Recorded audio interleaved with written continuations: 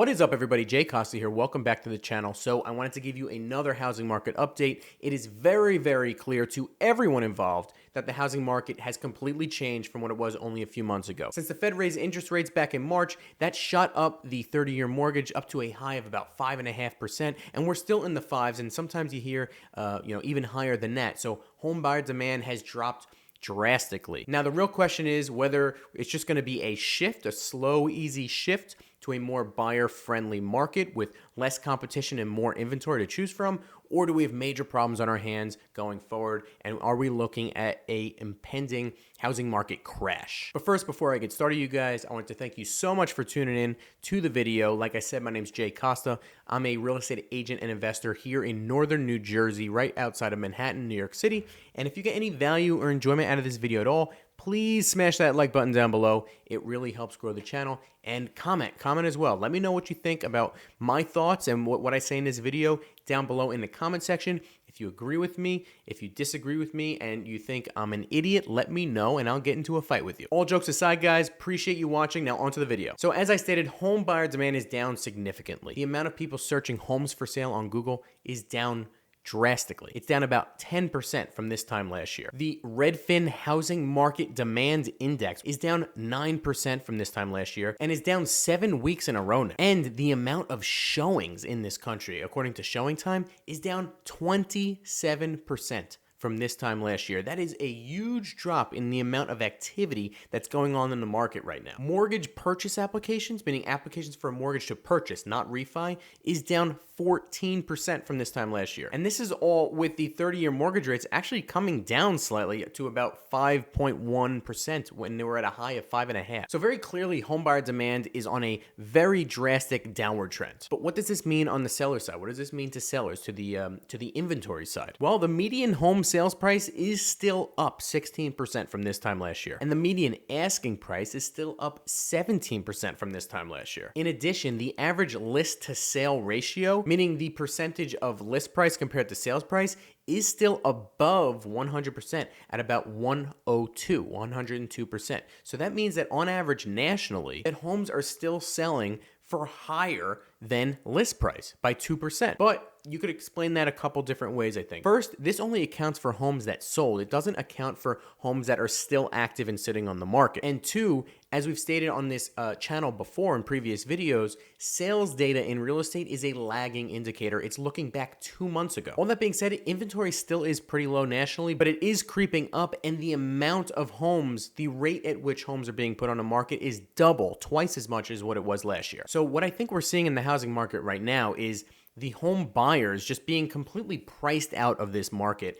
and either being not able or not willing to pay the prices that we've seen the last couple of years with interest rates where there are at the moment. And on the seller side, I think we're starting to see some FOMO on the seller side. We've dealt with FOMO on the buyer side for a couple years now with interest rates at all-time lows. Now the interest rates are double what they were at least. You're starting to see sellers see this information, see this data, see the writing on the wall, and say, maybe this is my last opportunity to sell my house before the market takes a dip, takes a downturn. We've already started to see this in certain markets, these markets that have appreciated the most the last 2 years, places like Las Vegas or Boise, Idaho, or Tampa, Florida. You're starting to see a huge jump in new listings onto the market. So you're starting to see, some sellers try to time the market here and cash out and put their house on the market and try to sell it for these all-time high prices before they think there may be a downturn.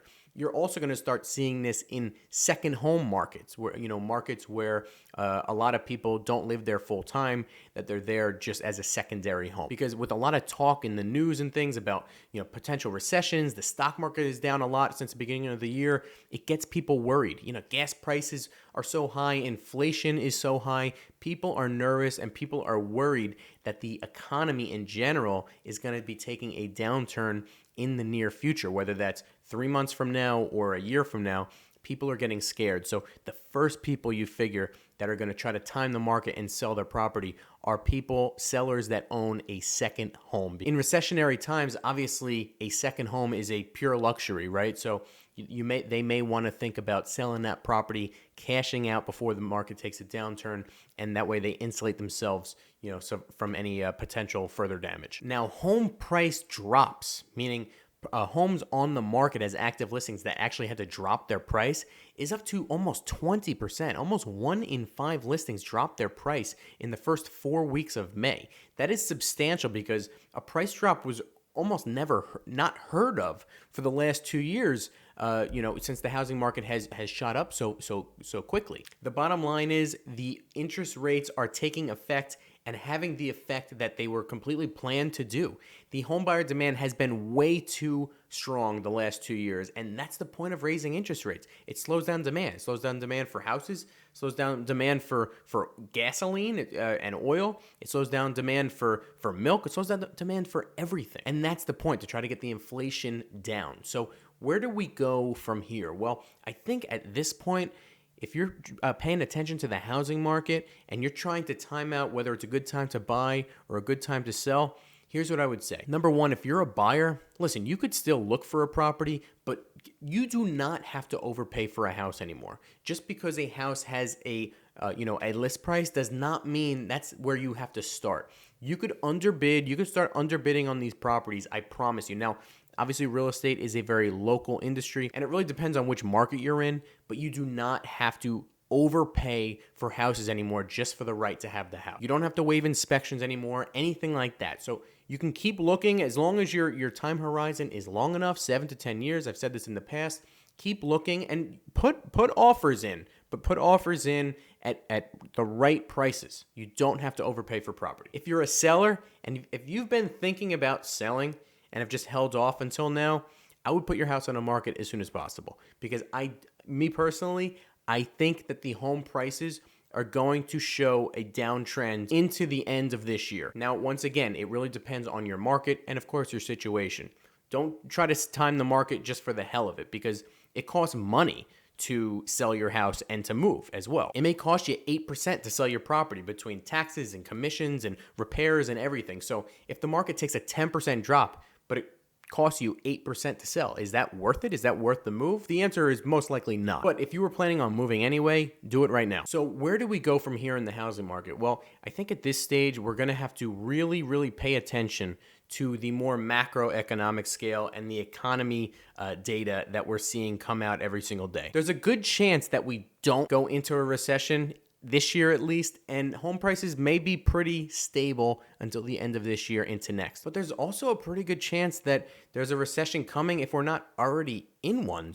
And don't overpay for a piece of property just for the sake of it. Now, we talked about this in the last video, but a lot of people, especially realtors, say, well, home prices aren't going to go down because inventory can't go up because of interest rates, meaning the people that bought or refinanced their house the last 2 years at 2.5% or 3%, or even up to 3.5%, why would they ever sell their house at 2.5% or 3% and then go buy one at 5.5%? Well, you don't have to go buy. You could sell your house and then rent somewhere else, especially if you're moving to another area, which plenty of people are. You could sell your house here in New Jersey and move to Florida, let's say, like many people already have, and maybe rent for a year and see how it works. So just because someone sells doesn't mean they have to buy on the other side. Also, and this is a big concern of mine, I've heard real estate agents and investors, especially on YouTube, say that there's so much institutional investing and purchasing of real estate by, hedge funds and BlackRock and all these sorts of places. A lot of people think that these hedge funds and institutions won't ever sell, like they're buying and they have like long-term horizons. I completely disagree. I think if there's a downtrend in a market, I think they're going to be the first ones to sell. They would sell first. They have no problem selling in just a couple years if they made a profit, or even if it's at a loss, they don't care. We saw this with Zillow only like a year or so ago. They bought a lot of property thinking that they could flip it or as investment, and they saw the writing on the wall that they couldn't do this, and they sold all of it at a loss. They don't care. So I think institutional investors like hedge funds and stuff, that's my main concern in this housing market right now, because if they start trying to unload the property that they acquired the last 2 years, we could start seeing drastic amounts of new inventory coming on the market. And I don't think they're going to be selling to other hedge funds or anything like that. I think they'll be putting it right on the MLS like everyone else, because they know that that's the best way to get the best value, the best amount of money when they're selling a property. I think as of now, it's almost a guarantee that home prices nationally will be less than what they're at now by the end of the year. The only question is how much. If it only drops 10%, but it costs you 7 or 8% to sell your property, That's as crazy as it sounds, that's not a huge drop, and it's not going to vastly change things. If you start seeing investors put these houses up for sale that they've acquired only the last 2 years, and all of a sudden you start seeing a flood of inventory on the market, that could drop your home values even further. And I think you're going to see this mostly in the markets that have appreciated so much in the last 2 years, as well as the second home market. You're already starting to see the second home market drop significantly with more price drops and more inventory on the market. So less competition, less people looking for a second home, and more people trying to unload their second home and try to cash out on the all-time high prices, but they may have missed the boat. That is it for today, guys. Thank you so much for watching. Like I said, if you got any value or enjoyment, let me know in the comment section down below where you think the housing market's going from here. What's your situation? Are you selling? Are you buying? Are you staying put, renting? Let me know. And yeah, until next time.